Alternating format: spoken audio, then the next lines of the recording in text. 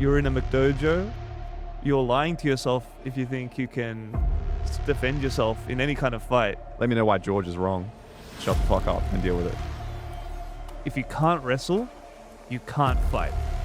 Okay? That's a huge claim. Drilling is dead. You're wasting your time. Best to last. What is it?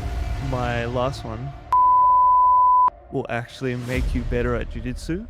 This is my favorite hot take because you've upset everyone. Just a quick shout out from our sponsors. We don't have any. So we need you to subscribe so we can keep this podcast going. Back to the show. Welcome to the Partizan podcast. I'm Ben. This is George. And today we're talking about BJJ hot takes. These are controversial opinions that you and I might hold that other people might disagree with. And we're going to convince them why they're wrong, George. That's right, Ben. I'll get us started. All right, shoot. Here's my hot take, number one. Leg locks should be taught to beginners. Why? Why? Why? So when I came up, quick tangent, when I came up in jiu-jitsu, you weren't allowed to do heel hooks. Even knee bars, people were like, they're not allowed in IBJJF until brown belt. So a lot of gyms have that mentality of if it's not allowed in IBJJF competition at this belt rank, you shouldn't be doing it in the gym. And here are some of the reasons why. The most important reason they say is it's unsafe. It's dangerous. Leg locks are very dangerous. If you injure your knee, you can't work the next day. You know, they can be applied very quickly. Therefore, you're not able to learn. You shouldn't learn them until you get to brown belt, black belt. Yeah. Okay. Do you agree with that? I don't think white belts should learn leg locks. Really? Yeah. We actually disagree. Okay, let's talk. Tell me why you think white belts shouldn't learn leg locks, and I'll see if I can counter. Well, what if a white belt just doesn't want to tap, and then their knee explodes? That's and already they can't go to work tomorrow. That's already a risk. Is it? Yeah. We have open mats here every Saturday. We don't ask each other our rank before every single. Most people don't ask their rank. They say, "Hey man, you want to roll?" "Yeah, I want to roll." If they're getting heel hooked and they don't understand when to tap or how to move safely out of their heel hook to defend, they're more likely to blow their own knee out or not tap and get their knee blown out by their partner. If they've been taught heel hooks, the mechanics of how a heel hook works at a basic level, and when they should tap, if that situation was to arise, they'd be safe because they know how to move. The problem is when we get into a fight or flight scenario, okay, you've got me in a heel hook. I'm thinking, I just want to win right now. And next second, Ben, you've blown my knee out. I knew how to defend it, but in that moment, I thought, fuck this. I'm not tapping to Ben right now. So what you're saying is white belts shouldn't be able to train because they can do that with kimuras anyway. I can armbar you, bro, and I can break your arm. I can kimura you and have it cause We've seen devastating kimura injuries in the UFC and even in local competitions where their humerus is fractured in half. The problem, Ben, with heel hooks, you don't feel the pain until it's too late. This is true. What do you have to say to this, Ben?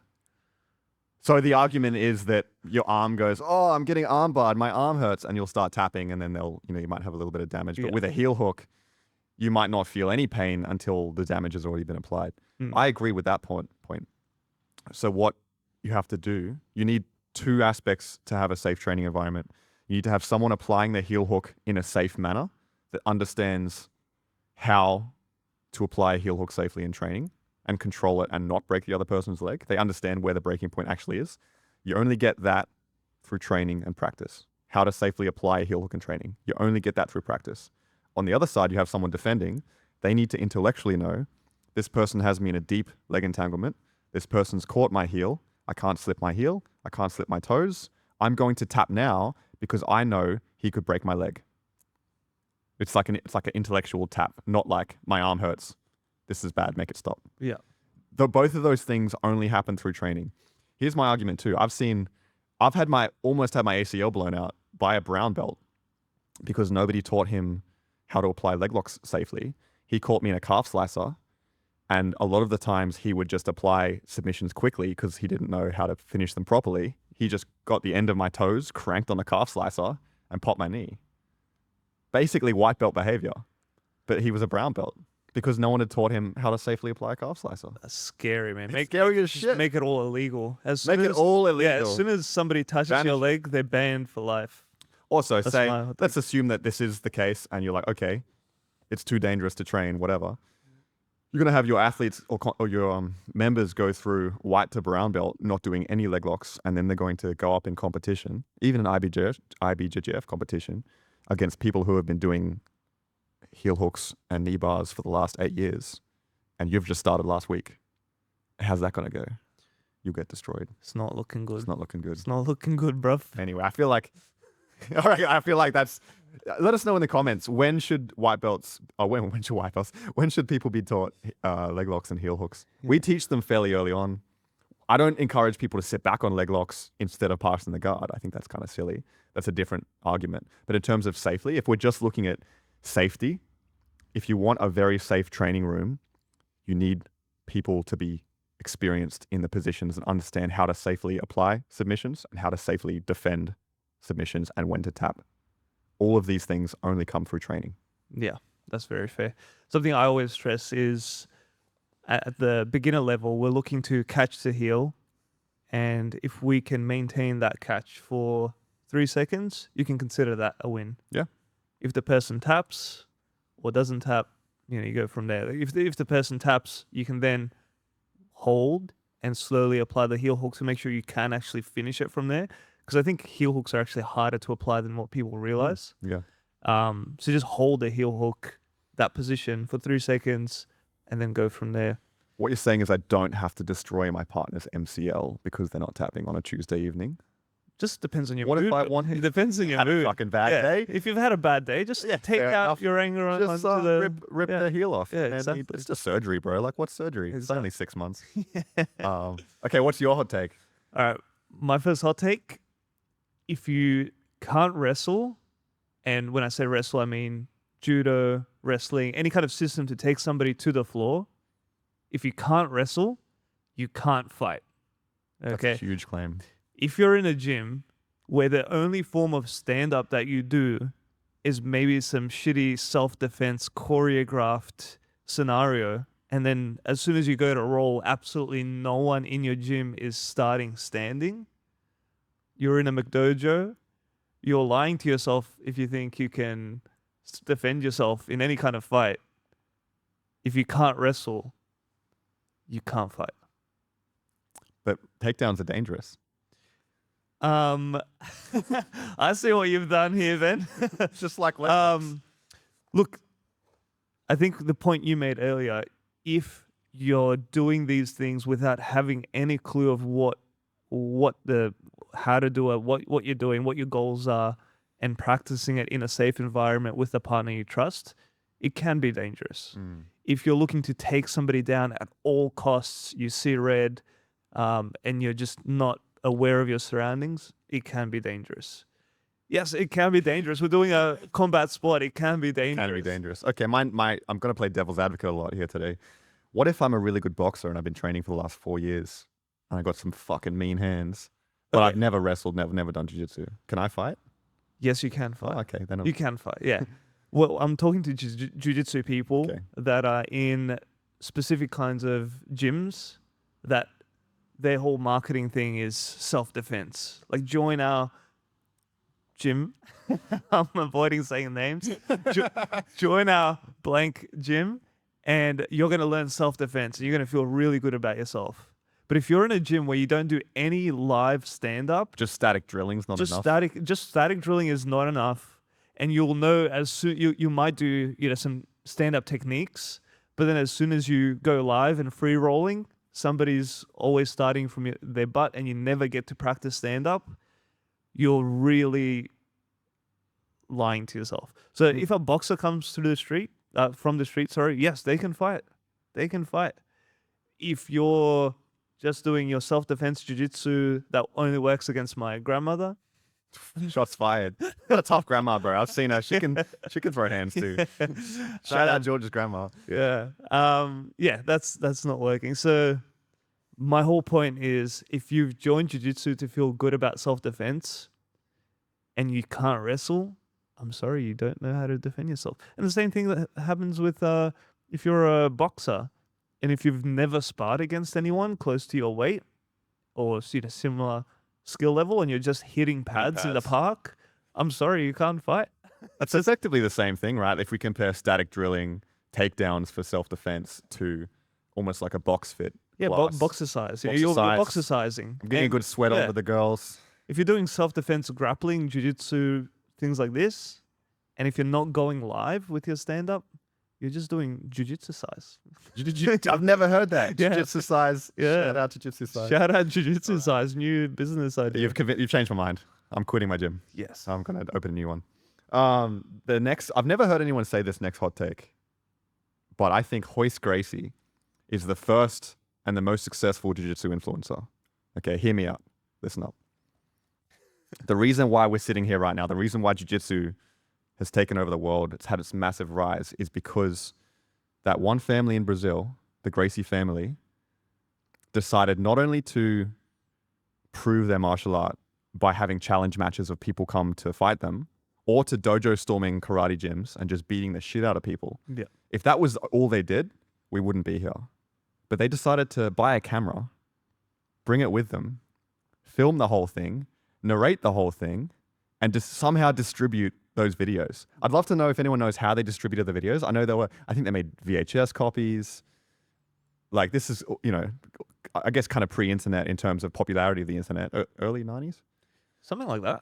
Yeah, so they decided to, at great cost, dojo storm and have challenge matches where they're beating the shit out of karate guys and boxers, but they're filming it and distributing it as wide as they possibly can. And when that wasn't enough, they said, you know what? We're going to host an event called the Ultimate Fighting Championship, and we're going to invite people from all disciplines to come and fight and prove that Gracie Jiu-Jitsu is number one. But they filmed it and televised it. And what caused the initial explosion of jiu-jitsu was everyday people like me and you saying, dude, did you see that Brazilian guy beat the shit out of the karate guy? And you're like, no. I'm like, dude, I've got a VHS at my house. Come and watch it. And then we'll sit down and we watch it like, dude, we need to learn how to do this. And that was the initial explosion. So it's genius marketing, and he's basically an influencer right now. If they had access to social media in the early 90s, they would be on it every single day because that was their mission, to spread it. What do you think? That's wild, yeah. I mean, it must have cost so much money for them, to have those cameras filming it. Even filming it must have been odd back in those days. Yeah. Like, if you feel weird filming your roles and things like that. Now, imagine how imagine weird the that early would have 90s. been. Yeah. Yeah, of course. And then making copies of the tapes. Yep. Which even is they've got a lot of balls to do that, right? Because, I mean, Pedro Sauer also had a challenge against a massive bodybuilder. And I think they called up the local radio station and the local TV stations being like, hey, come and film this. It's happening like right here. And they had a little bit of a crowd. So for them to stand by their product and say like, we believe in this, we're going to put ourselves out there and test it and show everyone that it works, I think is genius. It's like a genius product. Obviously, jiu-jitsu is incredible, but the marketing behind it, I think, is underrated. And I don't think people understand the importance of that. If you didn't film it, we wouldn't be here today. We'd be doing karate probably, or boxing, or Yeah. Yeah. Do those original challenge matches, are they still out there? they're on YouTube. Yeah, you can look up Gracie challenge matches. They're kind of grainy footage, Yeah. but they're great to watch. We should do some reaction videos. Yeah, we'll watch it next week. We'll have a look at some Gracie challenge matches. Cool. It is fun. I actually haven't seen it Really? in a very long time. Okay, let's do that. What's your next hot take? My next hot take, Ben, I actually haven't said this to anyone, This is a secret. but drilling is dead. Wow. Drilling is dead. If you're still drilling in 2025, like, you're wasting your time. That's a huge call. Massive. It's obviously a hot topic at the moment, the whole eco versus drilling, all these things. You should drill until you can perform a movement. As soon as you can do that a few times effectively against a non-resisting partner, everything from there is a waste of time. Wow. If I come to your jiu-jitsu school and you force me to drill for an hour, respectfully, you've disrespected my time. You've disrespected 1 star on Google. 1 star on Google. You've wasted my time. Just why would you drill for an hour? What about the muscle memory? What if I'm doing a Toriendo pass and I need my body to understand the muscle memory of how to do it? I just do it 30 times really quickly. The reality of no-gi jiu-jitsu, and this is why it can be so hard to teach things sometimes as well. It's so dynamic. you can try do things a million times, try build up your muscle memory, but things will be so dynamic. Any little change in the person's body changes the way you need to react. You have to be able to adapt and go towards concepts and principles and general ideas of what you're trying to achieve, as opposed to being so caught up in details. If he does this, I do this. The reality is, like, a lot of these like top level guys, they'll do things in competition for the very first time, and then they use that and sell that as, oh, look at this thing that I invented. But yeah, you invented that cool thing. Cool, that's interesting. But that came as a result of the demands of the particular match, the way that opponent reacted, etc. There are two arguments for the devil's advocate side of drilling. They'll point to it and say, look at all these world champions and the best teams in the world. They still spend time drilling. That's one of the arguments. Yeah. The second argument being, if I get a day one beginner, I can't just let them work it out themselves. They have no idea what they're doing. I have to show them literally step by step, every single thing. Yeah. I mean, I disagree in the sense of it has to be either the ecological approach or drilling. Like two extremes. Yeah. They're not two extremes, and you can do both. Yep. I'm just saying, if I come to a 1 hour class and I'm drilling for 30 minutes, that's a waste of my time. You can drill before class, after class. There are just more efficient things that you can be doing with your time. I think the biggest thing when it comes to drilling, when I look at drilling, the most ineffective drilling, it's when there's a coach up the front and he says, this is the technique we're doing. These are the 10 steps. And I make everybody in the room do the technique like I did. The first reason being, we all have different body types. The second reason being, how do I know that's the most efficient or the best option to do? Just because I did it one time a couple months ago, that doesn't mean now it's the best technique or the best sequence. Or just because I've seen it in competition doesn't mean it's the best. The problem with this, I think static training with feedback, which I guess you could call it drilling, can be very beneficial, but it's a very unique situation and it has to be almost self-motivated. Being like, okay, I've been hitting this leg entanglement in training live a lot, but I'm noticing that they're escaping a particular way. I need to understand what I'm doing wrong to see how they're escaping this leg entanglement. So I might get a partner, put them in the leg entanglement in a fairly static position and saying, how would you escape this? And then he would kind of say, okay, I'd like to, push my foot down. What can I do as a counter to him pushing my foot down? And it's kind of like slow time. We've called this tinkering before. Joseph Chen's talked about it. I think this is ideal. The hard part is scaling that. So most gyms, most coaches say, this is how you learn. I show you what to do. You copy me. That's it. And I think we both agree it's generally super inefficient, but I don't think there's been something to replace it that's easily scalable. Ecological's trying, but I think we're still not too sure about what the best outcome could be. Yeah. And lots of people give this argument of, well, the best in the world drill, so shouldn't I be drilling? It's more a factor of how much time do you have and what's the most efficient way to learn this sport. Maybe the best in the world do drill a lot, but guess what? They've got hours and hours. They've got a whole day. So they can drill for an hour, then train live for 2 hours, and then drill for another hour. I don't have 4 hours. Nap, do some steroids. Take a nap, do some steroids, take some creatine. Yeah. Just the basics. And then they come back and they do another evening class where they just drill because they're so tired. It's better than doing nothing. I'm talking about the everyday average person. You only have 1 hour, maybe 3 days a week, and you're going to force these people to do reverse shrimps for 15 minutes and then drill 3 different techniques that may not even apply to what they're doing. And then you get to do just an open roll. Like you don't learn much at all in just an open round. No, it's just chaos. It's just chaos. How many times are you in particular positions? You might be just mounted on somebody for a whole 3 minutes of a 5-minute roll. okay, cool. Now you've maybe worked a little bit of your mount, or you've gotten your instinct sharper and your reaction time sharper. But are you really getting better? It's so backwards the way most gyms teach. Yeah. Like the whole 15 minutes warm up, 30 minutes drilling, and then maybe 15 minutes, 5-minute rounds.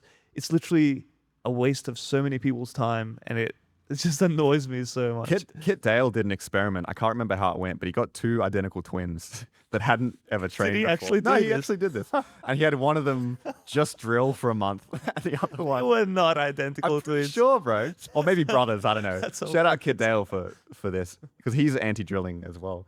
He had one brother just drill for a month, and the other brother just do ecological games and live training for a month. And I think he made them fight each other. I can't remember what happened. I think I've seen this. Yeah. But that's hilarious. It's an interesting point, because if you look, if we look at the extremes, imagine a student who's only static drilled for 3 years, never done any live training. And the other extreme, they've only done pure live training for 3 years. Who are you putting your money on? Obviously the live training. Yeah. But so everyone can agree on that, I think. No one can disagree that the second person who's done all the live training is going to win. The question becomes more nuanced now of what's the optimal split and what's the optimal training environment. That's where the real discussion is. And that's where people are I think people are too quick to pick a side, drilling or ecological. I think we should instead just kind of have a more nuanced discussion about what the optimal training split would look like. I think for you and I both, it's maybe 15 minutes of what you would call static drilling and 45 minutes of live training in some regard. Games, specific training, open rounds. Yeah. It all depends on the room. It all depends on how many people you have in the room, what the skill level of the room is. Like there are so many factors. Ultimately, these are all just tools and all just levers that you pull to give people the best possible experience to get. I don't know. I feel like I'm milking a cow. I'm trying to pull levers. Okay, here. pulling levers. All right. Okay, you've changed my mind. My next hot take, and this is something I had experience with in different cultures and different gyms. It's super interesting to see how people react to this. Chokes over the face, chokes over the jaw, and smothers are fair game. That's my hot take. Because oftentimes I've had this situation before where I was at an open mat and I was training with a guy that I used to train with like a long time ago, and I was on his back and he was tucking his chin, and I very slowly put my arm around for the rear naked choke and then slowly applied the rear naked choke over his chin, and he's like, wait, you're on my jaw, you're on my chin, like stop the rounds. And I was like, I know you are, like you've tucked your chin. That's not a sufficient defense by itself for the rear naked choke, and I'm about to show you why it's not. Because properly applied, it will still strangle you, or it will break your jaw and then strangle you. Those are kind of the two options. And we can test it right now. We can test it. But a lot of people think, or covering the mouth and nose. People think, or using your chest to smother someone, or covering their mouth and nose. A lot of people think that that's dirty, a dick move. And my point is, if it's effective, here's my philosophy on dick moves. If it's effective and it doesn't cause injury, it's fair game. And I guess you could discuss if it's allowed within the rule set that you're training for. That's a bit more of a nuanced discussion. But in an open training round, I might be preparing for an MMA fight. I'm not, but let's pretend I am. You're allowed to smother. You're allowed to crank the jaw. So my training partners would be doing me a disservice if they didn't expose my weaknesses by smothering me, by not cranking my jaw, but by choking me over the chin. Here's the caveat.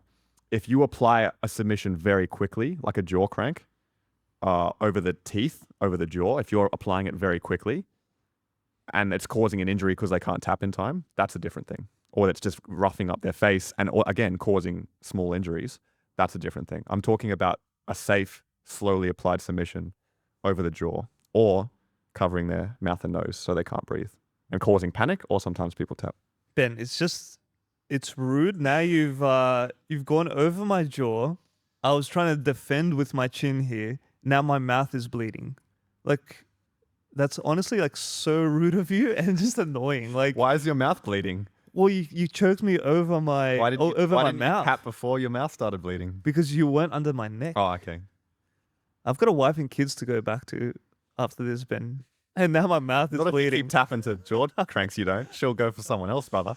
Yeah, that would be my only retort there is If it you've cuts made up you've your... made my mouth bleed. And I don't think a not properly good. applied mandible strangle, as Danaher might call it, actually is over the mouth. It's generally over the chin. Okay. If I'm grinding your face, like pain compliance, I don't really fuck with pain compliance. I think that's kind of silly. Like lifting the note, like I don't know. If anything that causes them pain to get a response, like it's not really what I'm talking about. I'm talking about you tuck your chin, I put a strangle over your chin and slowly start to apply. If I'm on your mouth too, as long as I'm applying it slowly enough that you can tap, that's on you, I think, to tap before your mouth is bleeding. I still think it's rude. That's fine. I think armbarring me is rude. Like, sorry, what are you trying to attack my arm for? Like, I'm just here for a good time. And you've extended my arm, and I've had to tap, and I now feel bad about it. Well, you're a rude man, and you should know that what you've done is rude. I asked this question at an old gym, and the answer was, would you jaw crank like Bella? Would you cover her mouth and nose? I'm like, I do that all the time. It's like, protect your neck, you know? Like if you're only tucking your chin, because otherwise, what's the alternative? What are we doing here? If you are preparing for a competition, I'm not preparing you well enough, because if it's within the rule set to do it and I'm not doing it, you might think that your rear naked choke defense is spot on, but it's not. I'm lying to you. If you're preparing for an MMA fight or for a self-defense situation, even more so, you should shut the fuck up and deal with it. If you're preparing for a street fight and you're like, oh, don't put your forearm on my face, I don't like it. You're preparing for a drunk guy to punch your head in. What are we doing here? If you can't defend it, like, what are we doing? So Ben is advocating for eye pokes. I don't get that. That's an injury, though. My criteria is very clear. And here's the thing. I expect this for myself too. If I'm smothering and mandible choking people in the gym and I'm advocating for it, people can do it to me, and they do. And I'm not mad about it, because those are the criteria. It's not like, oh, I'm allowed to do it to other people and you can't do it to me. No, it's fine. I think it's fair game. And I think you're a little bit soft if you disagree. Whoa, shots fired. I just think we're doing jiu-jitsu size again. We're actually doing the most manly, masculine sport known to the earth. We're definitely not, but come on now. You have one more hot take? Yeah, I do. Best to last. What is it? Actually, do it. I've got one more, I think. Yeah. Yeah, you've got one more. My last one. The gi will actually make you better at jiu-jitsu, but it's boring. This is my favorite hot take, because you've upset everyone. You've upset everyone by first acknowledging that or stating that the gi will make you better. So you've upset the no gi guys. And then you've upset the gi guys by saying it's boring. Yeah. Elaborate on your claim. We used to have this joke, and this joke will annoy lots of people, but basically the gi is training wheels for jiu-jitsu. It actually helps you understand the sport, because you've got more ways to manipulate the body, because you have this fabric and rope essentially attached to the body. You've got more levers to pull. You've got more things to play with, more robust grips to grab. So now if I want to control your posture, man, I grab that cross collar grip, I can pull you down so easy. It's so strong and so effective.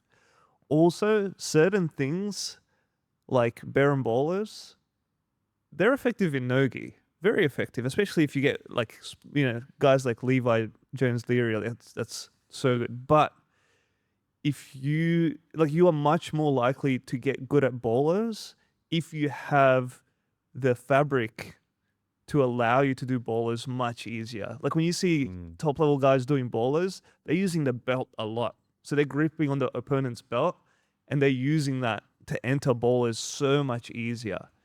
So as soon as you have this fabric that's making it so much easier to get into these positions and actually pull them off successfully, you're getting reps and you're getting practice and you're starting to understand the mechanics of what makes these moves work.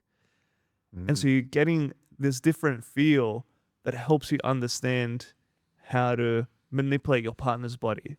And you're manipulating this fabric that's attached to their body, but nonetheless, it's going to make you better. It's going to help you understand control more. It's going to help you understand how to pull levers more. I just want to clarify what you mean by better. Better at jiu-jitsu as a whole or better at no-gi jiu-jitsu? And my question to you would be, okay, you're starting with a brand new athlete from scratch. They've never trained before. Your job is to get them to 80cc level no-gi world champion in 10 years. Let's say 10 years. How much gi training do you give them? Oh, look, that just like depends. I don't. How much gi training do you give them, George? I don't have. Don't put him numbers in the for you. fucking gi, I bro. have Don't numbers. put him in the gi. But listen, my argument. Answer the question. My George. argument would be, if we want, let's say if I want this athlete to learn ballers. Yeah. Okay. Say you. If they said I want to get really good at ballers, I'm going to put them in the gi a lot. Wow. If they said I want to learn how to control someone and get really good at certain controls or put pressure on someone, I'm going to put them in the gi. Wow. This is like in a scenario where we've got unlimited resources, so much time, etc. Yeah. I wouldn't necessarily give this advice for everyone, but I'm going to say it again, Ben. The gi is great training wheels. I think it's interesting because you can look at like statistically, we're seeing a lot of really good gi guys come across and have a lot of success in no gi. But correlation doesn't always equal causation, George. That's rule number 1 of science. What? Because, listen here, I had year 10 science and they taught me this. Most people started in the gi, especially 10 years ago. There wasn't really an option. There weren't really no-gi gyms that exist, purely no-gi gyms. We're in Sydney. I believe we're the second purely no-gi gym in Sydney. Maybe the third. There's not many out of 30, 40, 50 schools. Very few. So most people, just by nature of doing the sport, particularly 10 years ago, started in gi and no-gi. And they competed in gi and no-gi. I don't think that's evidence enough to say, look at Levi. He was really good in the gi. Now he's really good in no-gi. Therefore, gi equals better. I think you do have an interesting point where I think that we're seeing techniques and game plans work at the highest level in no-gi because they're brought over from the sport of gi.